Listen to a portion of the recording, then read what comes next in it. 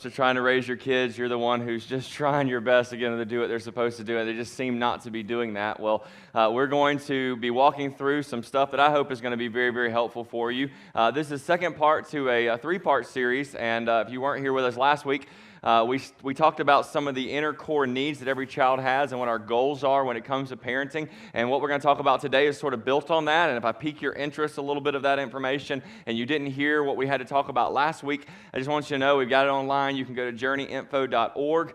You can download our iPhone app or Android app, or you can go directly to our website and go to iTunes and listen to that. It's not that we're promoting it as much as we really want this to be helpful. It's information that we've been working through together as a group of leaders, stuff that we've been learning together, and we're trying to deliver to you some of the best information that we've discovered. One of our missions at the Journey Church is to think about how we could redeem the family, how we could focus in on a 3-mile circle around our church to make sure that the families that are inside that circle could be impacted, their families could be impacted for Christ. And as we've done this for the last several years, we've spent a lot of time talking about marriage.